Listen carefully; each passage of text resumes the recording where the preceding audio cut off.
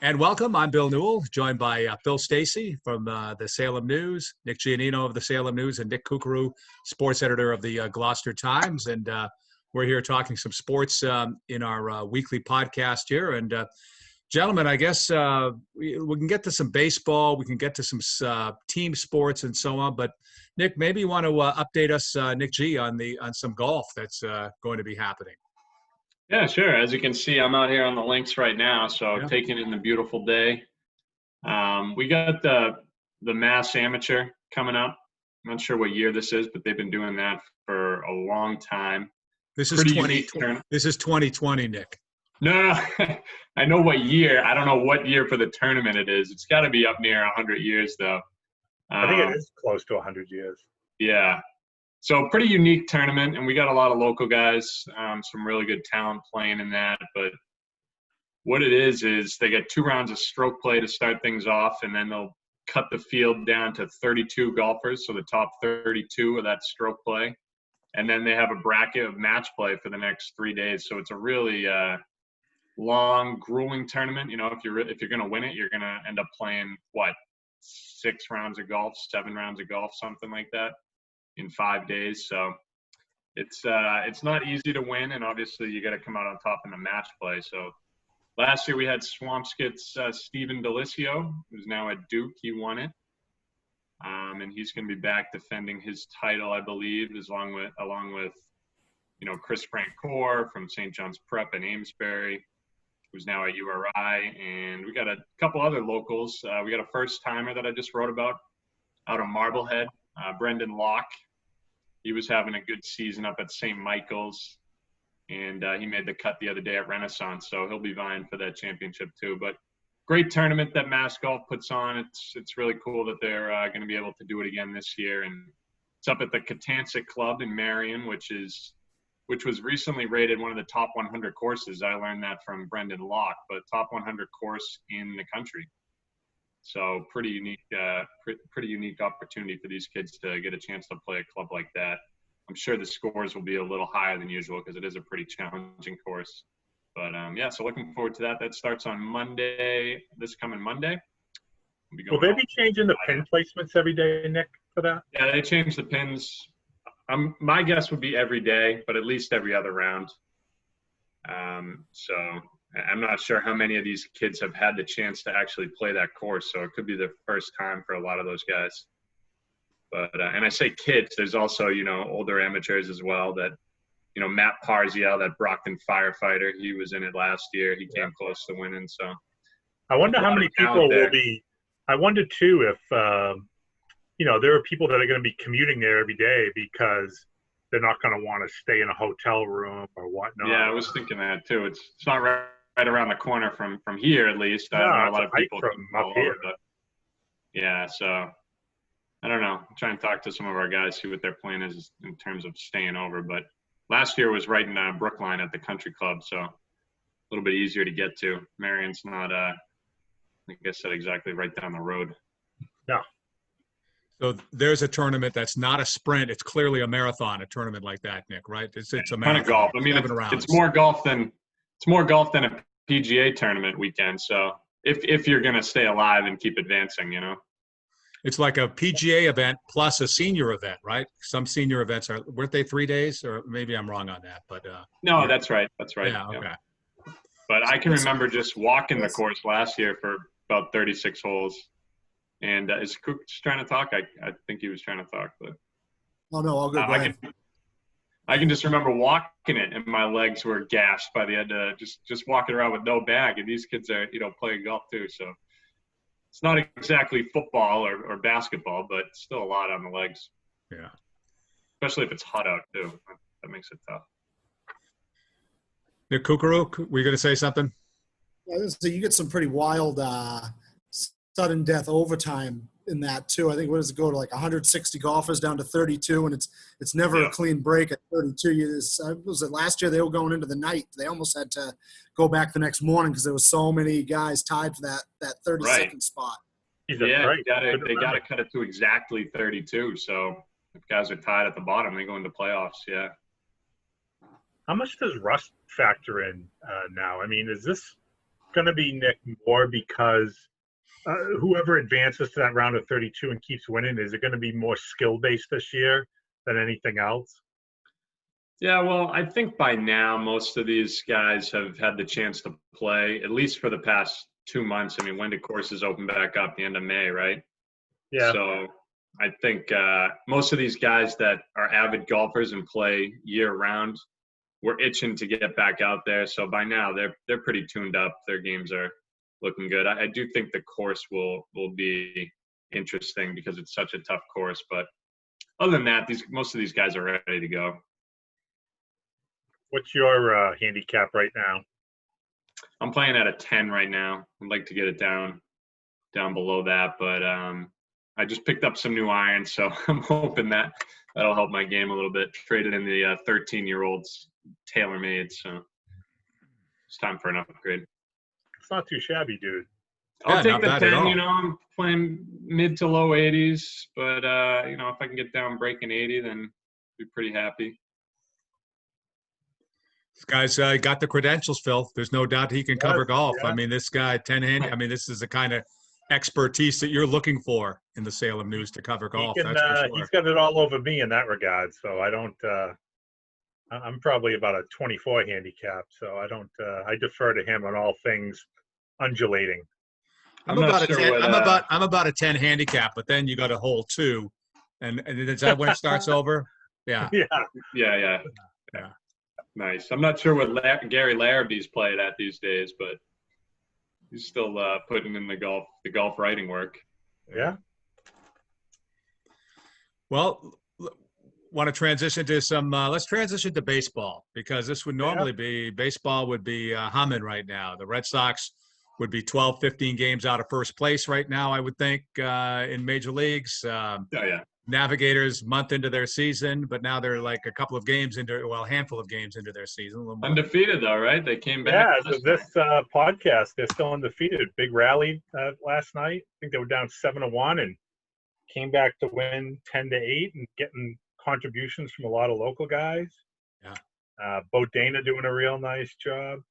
Cedric Gillette from up in Andover doing a nice job. The pitcher there from Saugus, doing very well. So Todd Tringali. Yeah. Yes, thank you. The stud from BC there, Sal Frelick, is mashing the ball. Yeah. So Navigators are off to a great start. Too bad they don't have any fans that can watch them, but what can you do? They got some talent though. Talking to Matt Williams, he keeps saying every time they win 39-0. So we'll see, because that's how many games they got 39. But I don't know about that, but they're on the right track, I guess. Well, I talked to their manager, the new Navigator manager, last week or a week or so ago, and the Navs were touting the fact that they had a lot of players back, from even a couple of years ago, because these other leagues are postponing. There's no Cape League. Right. Some of these other leagues aren't playing. So a guy like Sal Frelick from Boston College is available, and other players to come back. Bo Dana would be another one of those guys, I think, and there are others. So it's not just freshmen and so on the team, but I asked him. But other teams are doing the same thing too. They're loading up as well, and he thought so. Yeah, probably. You know what I mean? So it actually is probably a pretty good league. But what Phil was alluding to a moment ago is with the state COVID-19 regulations or restrictions, the Massachusetts teams in the Futures League can't have fans. So that would be for at least the North Shore Navigators and Lynn and the Brockton Rocks. However, they did have fans out in Nashua when they opened up last week. Yeah. So just I think in New Hampshire and Connecticut they can, but in the old Bay State, no go. So who knows? That could change. There's Futures League back. There's Intertown League back. Cooks, you're going to a game tonight, right? Oh yeah, Rockport Townies, Hamilton Generals, the old rivalry. Love it. The North Shore over at Evansfield? No, Patton Park tonight. Oh, it is. They save Evans for Sunday Night Lights, I believe. Nice. It's kind of their thing, I guess. Nick, you could stop by Patton on your way home from work today. I know, right? Pop in there. See who's dropping the hammer over there. No, hey, I think those guys are thrilled to be back too. And I saw some photos from from the North Shore Baseball League, Peabody champions, Swampscott Sox, Beverly, Rex, things like that. And, a lot of those guys they're wearing masks in the field, at bat and all, which is fantastic. I think it's a great way for these guys to keep playing, keep themselves, and keep the other guys safe. So, you see a pickoff play at first base on the runner and the umpire all have masks on. That's great. Yeah. Yeah, covering the Legion. I think they're calling it Essex County this year. They kind of put it together, but they were wearing masks in the dugout and the bullpen and around that area. But on the field, they weren't required to wear masks. So that was the Beverly Salem team you saw the other day. Yeah, they played Methuen. And there's also a Peabody Middleton team, right? Yep. So, but pretty good baseball. So, these kids were ready for a high school season, one final high school season. They got that wiped away, and now they can do this. So a lot of them are back together playing in this league, which is cool. Definitely some rust, a couple hit by pitches and pretty bad errors in the field. But overall, it was good baseball. I was talking to a coach the other day, a lacrosse coach, who, does some work in the summer with various programs and, different club teams and things like that. And he said it is interesting that they can go out of state and play in tournaments, these teams, but they can't play here in Mass, and that they are able to travel outside of the Massachusetts boundaries to play this summer. It's deemed safe to do that, but within the state here, they can basically just have those limited contact practices, working on drills, no scrimmages, no tournaments, anything like that. So I think it's like a lot of things in life, it's probably a family decision for a lot of people, how comfortable they feel, whether it's participating at all or, what, if you're going to travel, things like that. So I found that to be interesting, that like, oh, wow, somebody can go to Maryland this weekend for a tournament, but you can't do it here. So interesting times we live in. Phil, I want to pick up on something you kind of mentioned a little while ago about fall sports and what we're hearing. We got the news this week. So the things that we have talked about on this podcast a number of times over the last couple of months here is what happens in the fall. And, I think we got a marker laid down this week with the Ivy League announcing that there's no fall sports. There's no sports until, 2021. Until the absolute earliest. And that would include the hockeys, the basketballs, moving forward. So, and those are the kinds of league. That was a league that, that stopped early to begin with back in March, I guess it was. But that's kind of a marker being laid down, it seems like. So that's probably not good news for local fall sports. It doesn't mean anything, of course, but it's certainly not a good note. And of course, even in the Ivy League, you've got schools like Harvard, as far as students, allowing some underclassmen to come in, and Cornell in the Ivy League allowing everybody to come back onto campus as of now in September. So it's you never know. Yeah. Well, I tweeted something out about how, for those who don't know, I know you guys know, but I've been spending a lot of time helping out in the news section of our paper over the last almost 4 months. And this is the first week I'm really back in sports full time. Back to doing what I normally do. So, but during this entire time, I've kept in contact with athletic directors, administrators, coaches, and I'm always, in their ear, like, what do you think is going to happen? I know you don't have an answer, but what do you think is going to happen? And there have been people who are insistent there's going to be, a season in the fall. And there are others that have said really from May on that they don't have a good feeling about it. So it's really split. My thought, of course, this is, it's not evergreen. It changes every day. But as of right now, second week of July, 2020, my thought would be they'll do whatever they can to have some semblance of a fall sports season, provided it's safe. Whether that's, extremely limited schedules, whether that's varsity only, no JV or freshman, whether you're switching some sports that might be deemed safer from spring to fall, like maybe baseball plays in the fall and football plays in the spring or something of that nature. I think they're going to try all sorts of different things. I think we've touched on this previously, but maybe they allow golf to be played, or maybe they allow cross country to be played, things that seem to be lower risk based on what we know and what the governor came out with the other day in terms of the high, medium, and low risk sports. Now, based on all of that, and, you know, I have a wife who's a high school teacher, so I'm up to date on what's going on in the schools. I think the first order of business has to be, can they get back safely to school? Kids in, whether it's in a city here or the North Shore in general, or just the state, can they safely get back to in-school participation? And that's as much up in the air as anything. I know a lot of schools have three-pronged plans, whether it's in-school instruction, partly in school, partly at home, or as we discovered the last 3 months of this past school year, all at home teaching, remote learning. So I think that has to be answered before any athletic questions are answered. We keep coming back to this, but at this point, everything's still on the table.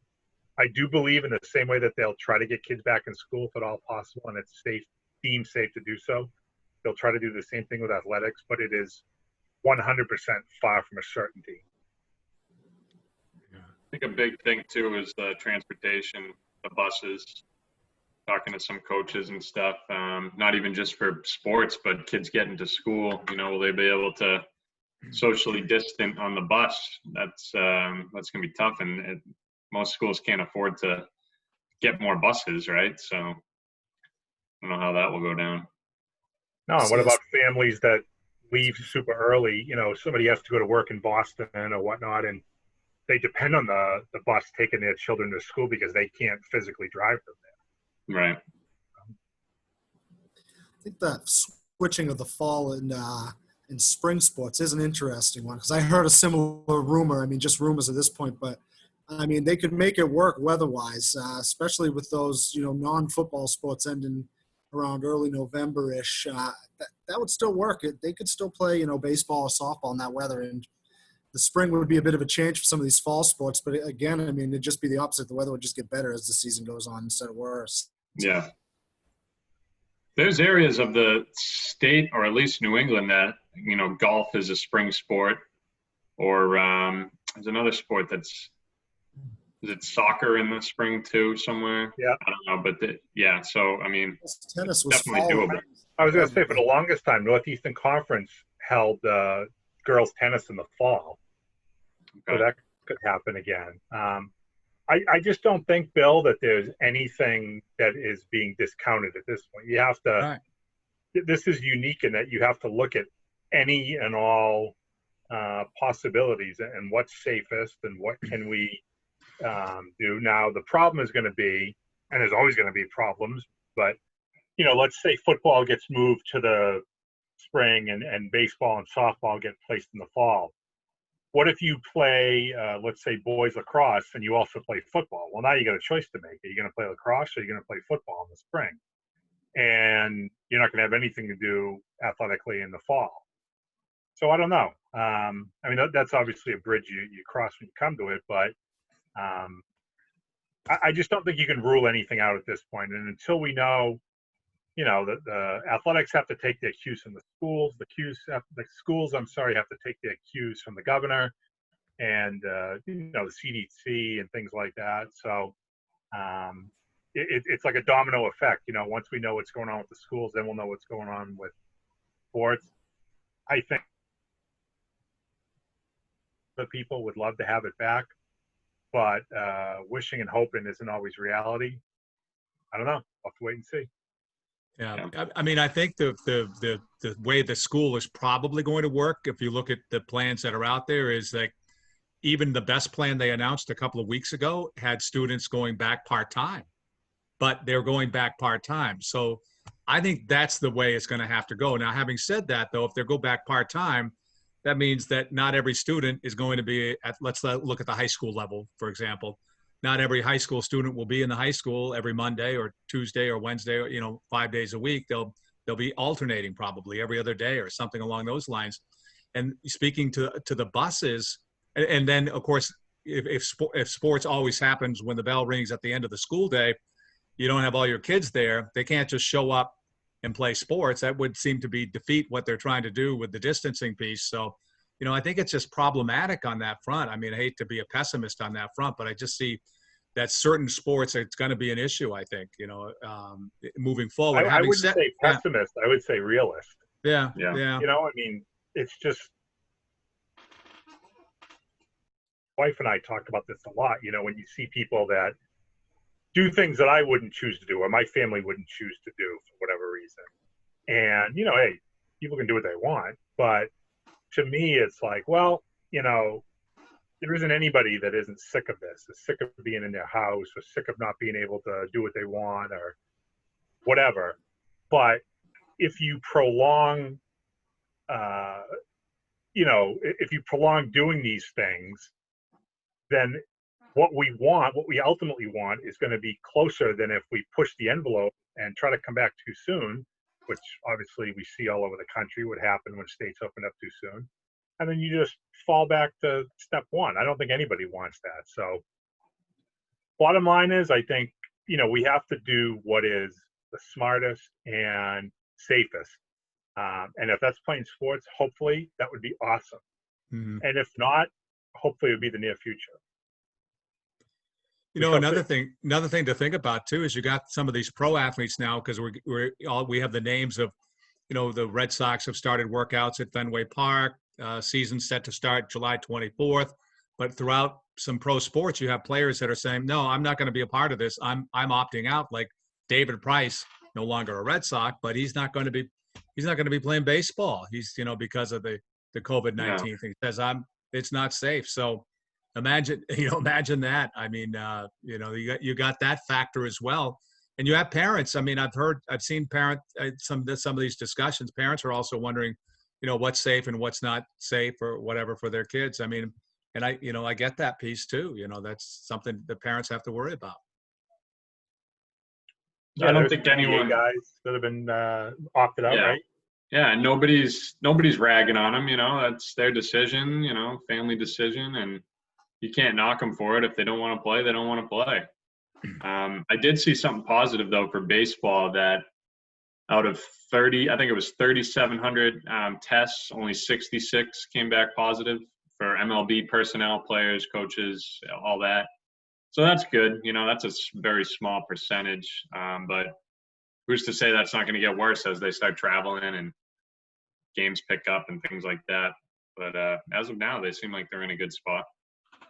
And I think it's a lot, if easier is the right word here to say, it's a lot easier to say, I'm not going to play when you make, let's say 10 million a year and you have another 10 million in the bank. You're not sweating out, getting groceries for the week or making your mortgage payment, as opposed to somebody who works a quote unquote real world job who might not have that opportunity to say, well, I'm going to opt out because, whatever. So, hey, it's just, it's what, 4+ months now, and we're all going stir crazy, but you have to keep your head, and at least as what we're talking about here, high school athletics, you have to remember above all else, the safety of these student athletes is number one. And if it's not, then the people making the decisions should be out of the business. Right. I'll get off my soapbox now, but man, that was pretty powerful stuff, Phil. Yeah, hey, Phil Stacey, the orator, who knew? Yeah. Tell you what, I don't think Pat Mahomes is going to miss too much if he sits out the season. No. He's locked up for life. Hey, we got an NFL season, because I don't. You don't think there will be? I hope there is, but I think they'll at least start. Who's to say if they'll finish? But I think they'll start. It's just like the NBA. That's kind of how I feel.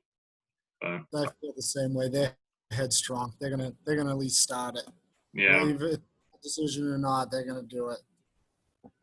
What about the fans situation with the NFL? I mean, they've already cut the preseason games down to 2, right? From 4 to 2.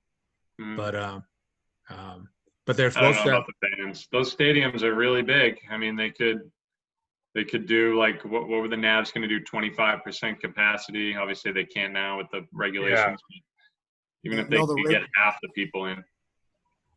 The Ravens just announced, was it 14,000? I think their stadium holds about 81,000, and they announced that if they're allowed fans, it won't be any more than 14,000. Who was that? Okay.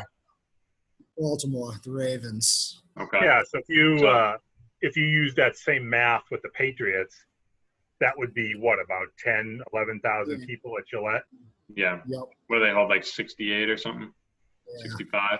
Yeah, and you're right. It's a huge stadium, but there's still people that need to walk under the stands and use the facilities, and we'll be tailgating in the parking lot and things like that. So there are a lot of other variables. I'd be fine not going to a Patriots game this year, I think. Yeah. You could show the Patriots screens games on these big, the drive-in movie theaters that are now opening up around. Put the Patriots on those and tailgate out there. I mean, it would be a great Sunday afternoon, That's right? why they invented That's not Red bad, Zone. Bill. I like that idea. Yeah, right, let's do that. We could do that. Absolutely. We just rent some space at the North Shore Mall parking lot. There you go. Get a big screen. $10 a head. Get some plywood. We'll build it ourselves. It'll be great. Yeah, right. Yeah. So whatever. I'm in. Well, men, we're just about out of time. I mean, any other final thoughts from you guys? We got a couple minutes here. Anything else you guys want to mention at all? Well, I know we haven't talked hockey, and they're supposed to be. I think all teams are supposed to be starting up on Monday.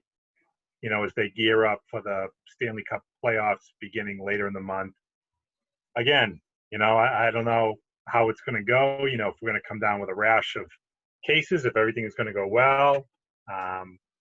They're going to be two hub cities as opposed to the basketball, which is the one in Orlando. You're going to have Western Conference teams in Edmonton, the Bruins, and the other Eastern Conference teams in Toronto. Again, as a fan, you hope that it works out. And that's really all we can do. As much as we enjoy watching a sport or the athletes or a team or whatever, these people are, they're regular folks that have families and things, and you don't want to see anybody get sick and all. So I hope whether it's the NBA guys, the baseball, the hockey, the football, whatever, soccer, which what started last night, I think, the MLS, the women's sports that have been playing, soccer and softball, I hope everybody just stays safe. They stay in the bubble good. But some of them have already not been staying in the bubble. I think that's where all those positives have been coming from, right? Guys going out and then coming to practice. I think that's where those, rashes have been coming from. And For sure. Hopefully they can stay in the quarantine bubble and can have a season.